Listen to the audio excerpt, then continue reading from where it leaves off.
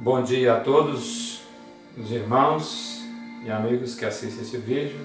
Eu saúdo a todos com a graça e a paz do Senhor Jesus Cristo.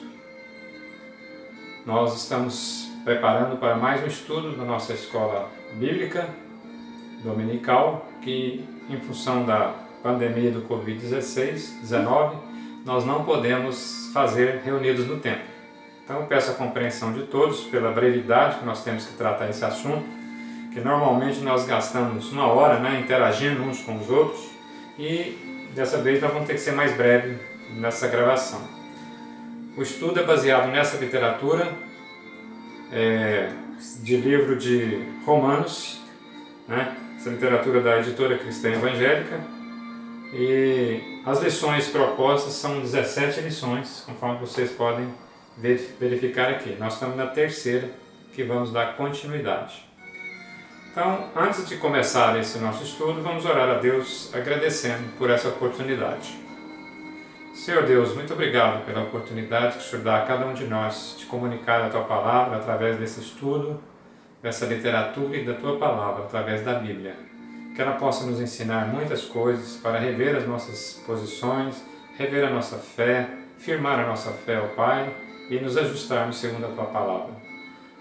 Eu te peço, ó Deus, para mim que falo contigo e também para todos aqueles que estão nos ouvindo e que estariam estudando essa lição remotamente. Em nome de Jesus, nós te pedimos agradecidos. Amém. Muito bem. Vamos dar início então à nossa lição de número 3. Ela tem como alvo o nosso entendimento, o nosso saber a situação moral e espiritual que a humanidade, que o homem sem Cristo, ela é degradante. Após isso aí, esse estudo, essa lição deve nos levar a sentir, a apresentar Cristo às pessoas que ainda estão nas trevas do pecado. E também nos fortalecer para o nosso agir com a própria vida, por meio dos dons e exemplos de vida que o Senhor nos dá através desse aprendizado. A introdução. Romanos 1, 18 a 32, nós vamos ler daqui a pouco esses versículos. Paulo expõe a revelação da ira de Deus sobre a pecaminosidade humana.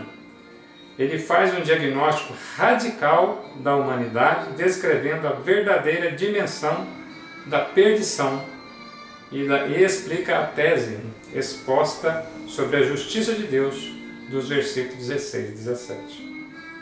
Vamos ver como é que isso se dá. Segundo a Bíblia, somos pecadores antes mesmo de qualquer ação concreta de nossa parte. Em Romanos 5,12, Paulo afirma que por meio da desobediência de Adão, o pecado e a morte tornaram-se realidade para todos os homens. Porque todos pecaram, isto é, todos pecaram no pecado de Adão. Assim, a ira de Deus revela aos homens segundo as suas próprias más obras. E a expressão homens que detêm a verdade por injustiça é a peça-chave da leitura deste texto que nós vamos ler. A análise do apóstolo mostra que a depravação da humanidade não é fatalidade ou consequência da ignorância, mas evidência da incredulidade voluntária dos homens. Examinemos esses 3 tópicos principais e essas passagens.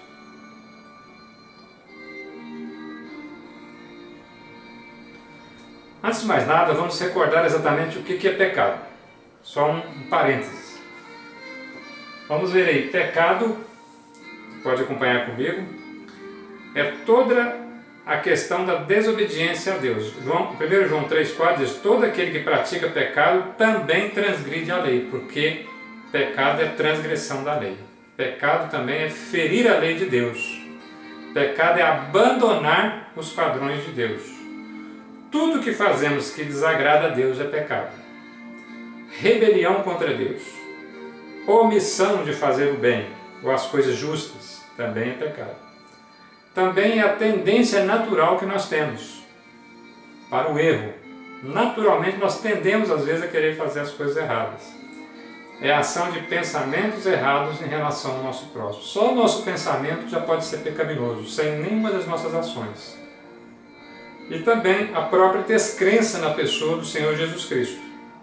Jesus mesmo falou sobre isso, quando ele estava falando ao seu discípulo, preparando o seu discípulo para a sua partida, mas falando que iria mandar o Consolador, o Espírito Santo. Ele diz isso que está no texto de João 16, 8 e 9, você pode acompanhar comigo.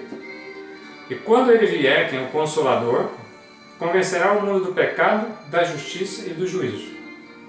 Do pecado, porque não crê em mim, Jesus. Por quê? O não crer em Jesus, porque Jesus é a revelação máxima de Deus ao homem, é a revelação plena, com toda a nossa inteligência, com todos os nossos atributos humanos. Deus se revelou a nós através de Jesus, em palavras humanas, em forma humana, de procedimento. Então, Deus veio ao mundo através da pessoa de Jesus, nos mostrando exatamente quem Ele é. Quando nós recusamos a pessoa de Jesus, nós recusamos a palavra de Deus. Então, eu aceitar parte do que Jesus fala, ou alguma coisa que Jesus fala e recusar outras, eu estou em pecado. Só da pessoa não aceitar a Cristo como verdade, como homem de Deus, já é pecado. Então, por isso que a palavra de Deus diz que todos pecaram. E o pecado tem consequências gerais. O pecado tem consequências em todo o universo, toda a raça humana. Os efeitos do pecado atingiu cada um de nós, atingiu a mim, atingiu você, atingiu nossa família, porque herdamos esse pecado de Adão. Então, é por isso que nós precisamos de um Salvador. Por isso que nós precisamos de alguém que nos redima. E esse é um tema de outro estudo. Durante esse percurso de estudo de Romanos, algumas lições vai tratar mais especificamente sobre isso. Hoje nós vamos tratar um pouco sobre essa ira de Deus sobre a raça humana pecaminosa. A ira de Deus é um pouco diferente da ira humana. A ira humana, geralmente, ela é explosão, ela é quebradeira, ela é depredação, ela é morte às vezes. Se nós formos buscar no dicionário exatamente o que é ira, nós vamos encontrar que é um intenso sentimento de ódio, de rancor, geralmente dirigido a uma pessoa ou mais, em razão de alguma ofensa ou insulto, ou rancor generalizado em função de alguma situação injuriante, fúria, cólera e indignação. Essa é a forma normalmente do proceder humano. Embora a ira humana, a ira de Deus também, nós vamos ver aqui que a ira de Deus é em razão de ofensa e insulto que o homem faz a Deus. Então é indignação. A ira de Deus também é indignação sobre as ofensas humanas. E como o homem ofende a Deus? É o que nós vamos ver, porque a ira de Deus se estabelece. Aqui ele vai falar um pouquinho sobre essa questão. Romanos 1:18. Acompanha comigo aí, Romanos 1:18. A ira de Deus se revela do céu contra toda a impiedade e perversão dos homens, que detêm a verdade pela injustiça. Então, a primeira coisa aí que nós podemos ver é essa questão da ira de Deus. Vejamos o que o comentarista diz. Segundo esse MacArthur, um teólogo, não se trata de uma explosão impulsiva de raiva voltada para, de maneira caprichosa, as pessoas das quais Deus não gosta. Não é assim. É a resposta certa e determinada de Deus, justo ao pecado. Então a ira de Deus não é pessoalmente, não é com relação à pessoa A, B ou C, mas com relação ao pecado praticado pela pessoa. E por que Deus se ira com relação e com justiça sobre o pecado? Por causa da sua santidade. Acompanhe comigo aqui. A santidade é um atributo de Deus. É um atributo essencial do caráter de Deus. Santidade requer justiça, discernimento e distinção entre certo e errado, o bom e o mal. Deus é puro, Deus é santo, Ele é incontaminável pelas coisas criadas. Tudo foi Deus quem criou, então Deus não se pode ser atingido por nada que venha do mundo criado, porque Ele é incontaminável, Ele é perfeitamente santo. E a sua santidade, então, é onde determina e vem essa questão da ira, porque Deus não pode aceitar o pecado. Se Deus manifestasse a comunhão com o ímpio, com o pecador, não seria Deus santo. E não incentivaria os homens a serem santos. Então, o pecado faz separação entre Deus santo e o homem pecador.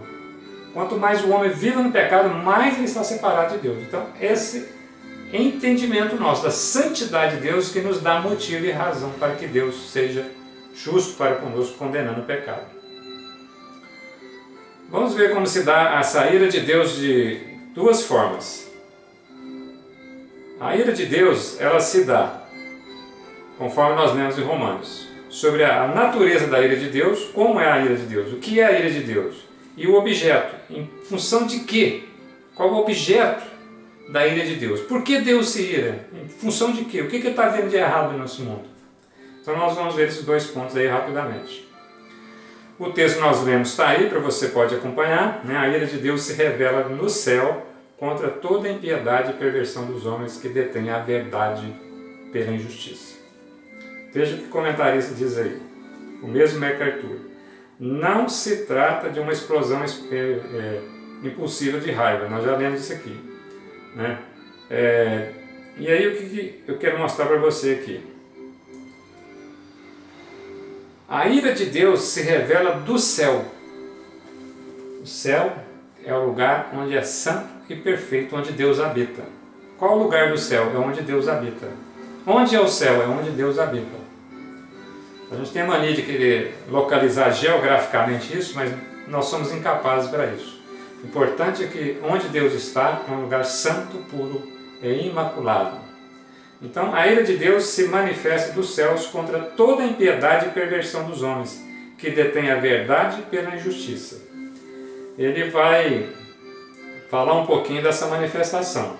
A manifestação da ira de Deus não se dará só no juízo final, mas também silenciosa e invisivelmente no presente. Às vezes a gente tem mania, né, que a ira de Deus, a justiça de Deus só vai ser estabelecida no dia do Armagedon, no dia do juízo final, no dia da volta de Cristo. Não, Deus sempre está fazendo juízo. É lógico que vai ter um dia determinado para o encerramento de toda a impiedade do mundo. Mas Deus continua fazendo justiça. E os grandes momentos de justiça que já teve na humanidade foi a queda de Adão e Eva, porque Deus disse que eles certamente morreriam e eles se separaram de Deus a partir do pecado. Depois Deus fez justiça na queda da Torre de Babel, confundindo as línguas. Depois Deus fez justiça com a Arca de Noé e assim por diante. Então, tem vários outros momentos de justiça. Sodoma e Gomorra é um outro momento de justiça bem claro na história da humanidade. Então, o objeto contra a ira de Deus é relativamente a isso. Vamos ver então, aqui ele diz assim, ó, o objeto da ira de Deus é a impiedade e a perversão. São os dois objetos, impiedade e perversão. Então, nós vamos ver com mais detalhes como que se trata essa impiedade e perversão do homem. Que ele fala, detém a verdade pela injustiça. Nós vamos ver um pouquinho disso aqui daqui a pouquinho. Antes disso, vamos refletir um pouco. Acompanhe comigo aí. Deus demonstra a sua ira contra aqueles que persistem no pecado. Então, certifique-se de que você não está adorando uma fantasia, e sim um verdadeiro Deus. Não despreze o verdadeiro e respeito a Deus simplesmente para proteger seu estilo de vida. Isso é importante nós fazermos essa análise a cada situação e a cada aprendizado da palavra de Deus. O ponto 2 fala da culpabilidade dos gentios, ou culpabilidade daqueles que não obedecem a Deus, a culpabilidade daqueles que não servem a Deus, daqueles que ignoram a palavra de Deus. Ele vai falar nos versículos 19 a 25 esse texto aí, vamos acompanhar. Primeiro vamos ler do 19 ao 22. Acompanhe comigo aí, por favor. Porquanto Deus se pode conhecer e é manifesto entre eles, porque Deus se manifestou.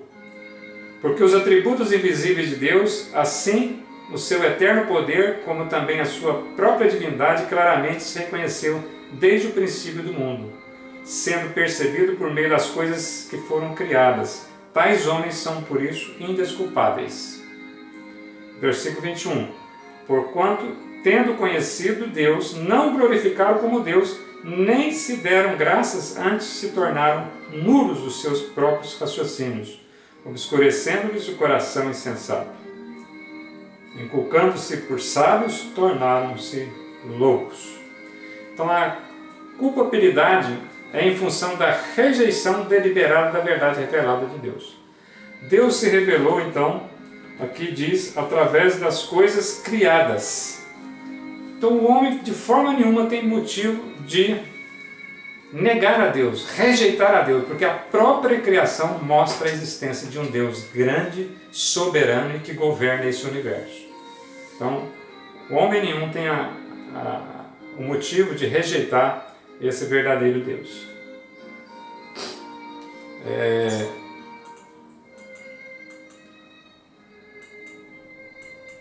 Esse Salmo 19, 1 a 4 também, ele fala justamente sobre isso. Acompanha comigo aí. Os céus declaram a glória de Deus e o firmamento anuncia as obras das suas mãos. Um dia faz declaração a outro dia e uma noite mostra sabedoria a outra noite. Não há linguagem, nem fala, não se ouve a sua voz. A sua linha se estende toda a terra e as suas palavras até o fim do mundo. Nelas pôs uma tenda para o sol. É a palavra da natureza. Algum homem pode falar que não crê em Deus, que Deus não existe? Quantos mil anos existe esse planeta conhecido pela história humana e que ele funciona perfeitamente? Então não há desculpa para ninguém dizer que não conhece a Deus. O outro ponto vai falar da perversão. O homem vive no pecado, não nega a Deus sem desculpa, ele arruma a sua desculpa, mas ele não nega. Aí o que Deus faz? Deus entrega essas pessoas à perversão. Então a ira de Deus cai sobre essa questão da perversão da verdade conhecida. A verdade conhecida é a existência de Deus, o único Deus que deve ser adorado e glorificado. O homem abandona isso. E aí, versículo 23, 24 e 25. Acompanha aí. Mudaram a glória de Deus em incorruptível, em semelhança de imagem de homem corruptível, bem como de aves, quadrúpedes e répteis. Por isso Deus os entregou tais homens à imundícia, pelas concupiscências do seu próprio coração, para lhes honrarem o seu corpo entre si. Versículo 25. Pois eles mudaram a verdade de Deus em mentira, adorando e servindo criatura no lugar do Criador, o qual é bendito eternamente. Hoje nós vemos isso, assim, só você ver a história das culturas, tem culturas até hoje em alguns países que as pessoas adoram o rio. O rio é o Deus.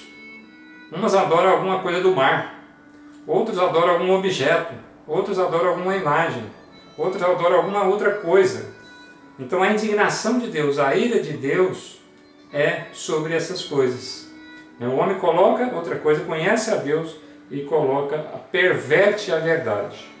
Então, essas coisas que não são desculpáveis.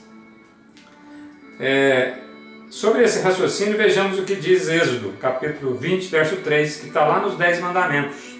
Deus diz assim, não terás outros deuses diante de mim, não farás para ti imagem de escultura, nem alguma semelhança do que há nos céus, em cima dos céus, nem embaixo na terra, nem nas águas debaixo da terra. Não se encurvarás a elas, nem as servirás, porque eu, o Senhor seu Deus, sou zeloso e visito a iniquidade dos pais dos filhos até a 3ª e 4ª geração daqueles que me odeiam. Então, isso aqui nos 10 mandamentos, Deus diz assim, não faça nada semelhante a Deus, nem que está no ar, nem que está na terra. Deus fala simplesmente, não queira me representar. Eu sou um Deus, e Deus é Espírito, e Deus é verdade. Nós temos que adorar em Espírito e em verdade. Foi isso que ele falou para a mulher samaritana enquanto encontrou com ela. Deus deve ser adorado em espírito e em verdade. Então não queremos representar. A ira de Deus se coloca contra as pessoas que criam algo para adorar no lugar de Deus vivo. Então preste atenção sobre isso aí. Isso aí é uma coisa relevante da ira de Deus sobre essa situação. Vejamos aí o comentário da nossa literatura. Paulo chama a atenção para a rejeição que vinha acontecendo tocante ao conhecimento de Deus pela idolatria, trocando o conhecimento de Deus pela idolatria. Idolatria significa perverter e deturbar a verdade, dentro desse texto que nós lemos. O Deus da Bíblia é inimigo de todos os ídolos. Isso inclui qualquer reivindicação de possuir caráter absoluto e divino, que se deve ser veementemente repudiado. Então, nenhuma situação, nenhuma representação de Deus, do qual o homem atribui caráter divino, é tratado pela palavra de Deus como idolatria. O homem precisa considerar-se radicalmente o caráter absoluto de Deus, antes de precipitar-se aos pés de ídolos qualquer. Caráter absoluto remete-se à ideia de se pôr da qualidade da soberania de Deus. Se quisermos fugir do perigo da idolatria, precisamos voltar para Deus, pois nada neste mundo visível e infinito, perfeito e imortal, nada aqui pode ser divinizado e adorado. Pensemos nisso e refletimos sobre isso. Vamos caminhando aqui no nosso estudo.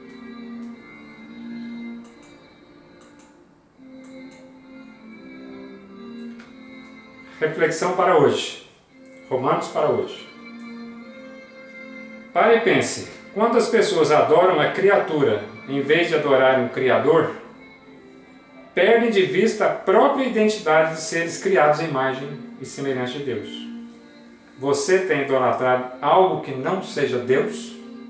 É uma pergunta que cada um de nós temos que responder. E qual a punição de Deus para essas pessoas? Aqui diz assim, os efeitos da vida moral. A punição de Deus é o próprio efeito da vida moral. Entregando, Deus, versículo 26. Acompanhamos aí, versículo 26. Por causa disso, os entregou Deus às paixões infames, porque até mulheres mudaram o modo natural de suas relações íntimas por outro contrário à natureza. Semelhantemente, os homens também, deixando o contrário, natural do uso contrário da mulher, se inflamaram mutuamente em sua sensualidade, cometendo torpeza, homens com homens, e recebendo de si a merecida punição do seu erro. Então, essa questão que nós vemos hoje, isso aqui parece que nós estamos lendo no jornal de hoje, né? Essa questão da confusão sexual que se está mantendo, a perversão sexual. Então, isso é juízo de Deus. Ele entrega essas pessoas, ele permite que elas vivam assim para se destruírem entre si. Porque elas ignoram a Deus, abandonam os preceitos de Deus, abandonam as leis de Deus. Quer receber de Deus só aquilo que elas entendem e não quem Deus é. Então é muito importante e muito atenção nós temos que ter sobre esse aspecto. E a palavra é dura nesse sentido. O efeito na vida moral também, é esse caso que nós estamos falando aí, é por causa do pecado, o rompimento da ordem natural da sexualidade. Nós estamos falando sobre isso aí. Deus entregou tais homens à imundícia, Romanos 1, 24, depois. E as paixões infames. É os versículos 1, 26 a 27, que nós acabamos de ler também aí. Versículo 27. Por causa disso, Deus os entregou a paixões infames. Então, tudo isso é o juízo e a ira de Deus. E os efeitos da idolatria, também na vida moral, mental e social do homem e da sociedade por consequência.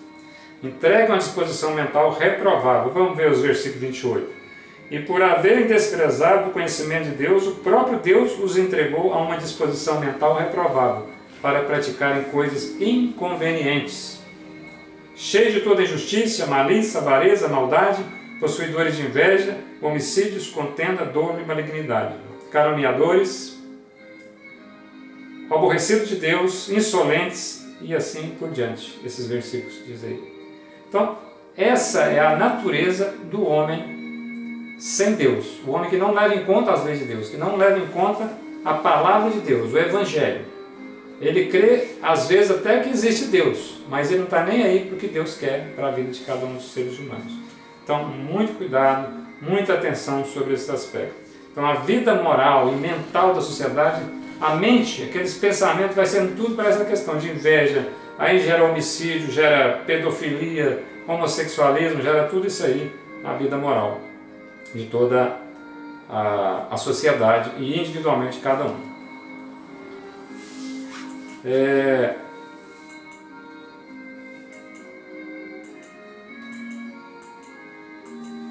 Então nós já vemos esses versículos aí. A questão da vida moral. A punição divina da idolatria. Efeito da vida moral, entrega às paixões infames. Efeito da vida mental e social, entrega à disposição mental reprovável. Aí eu pergunto, eu acredito que você conheça pessoas assim. Pessoa que se mete com coisas ilícitas, com drogas, com bebidas, com todas as coisas buscando, fora de Deus, a felicidade, o status, o recurso, o dinheiro, tudo mais, Deus os entregou. Porque eles decidiram abandonar a Deus, por diversos motivos. Então, a gente precisa de, primeira coisa, o antídoto para essa depravação humana, para o pecado humano, chama-se Jesus Cristo. É a vacina contra o pecado. A vacina contra o pecado é arrependimento. Busca a Deus e salvação. Romanos para hoje, nesse finalzinho aí, você acha que a nossa sociedade mudou para melhor ou para pior desde que Paulo escreveu essa descrição? Qual tem sido o padrão moral em seu ambiente de trabalho, social, escola? Talvez você esteja lendo isso aqui e falando assim, é isso, onde eu vivo hoje está assim, né? Nos seus ambientes gerais de trabalho e tudo mais. A conclusão de tudo isso, irmãos e amigos, é que quando o homem decide tirar Deus do seu caminho, Deus entrega essa disposição mensal para o erro, para o pecado. E a primeira coisa que o homem faz é depreciar o seu próprio corpo entre si. E aí passa a ser objeto um do outro. E ele tenta tornar o outro semelhante seu também como objeto. Então as relações, a verdade, a honestidade, a fidelidade, essas coisas não têm valor, porque essas coisas são pregadas na palavra de Deus. Então, tomemos cuidado sobre isso e vamos voltar para a palavra de Deus. E eu pergunto, até então, considerando os ensinos dessa lição, cada um de nós precisamos de ver em que área nós precisamos de arrepender, confessar nossos pecados a Deus, pedir perdão a Deus. Em Cristo todos os nossos pecados poderão ser perdoados, todos, com as atitudes de arrependimento, confissão e busca de perdão. Deus nos dá uma nova vida em Cristo. E a próxima lição, nós vamos falar sobre o justo juiz de Deus. Eu espero que você consiga ler a sua literatura depois, com mais calma, refletindo sobre isso, e que Deus nos abençoe. Vamos orar encerrando esse estudo, e você continua refletindo sobre esse texto na sua casa. Romanos capítulo 1, 18 a 32. Senhor Deus, obrigado pela oportunidade de compartilhar esses estudos com os nossos irmãos, com os nossos amigos que estão assistindo esse vídeo. Abençoe a vida de cada um para entender a Tua palavra e confrontar a vida de cada um de nós, meu Pai, aqui que nós não estamos Te agradando. E assim o Senhor levar a nos arrepender dos nossos pecados, a pedir perdão, e o Senhor nos dá nova vida em Cristo Jesus. Nós oramos a Ti, Te pedindo agradecido em nome de Jesus. Amém.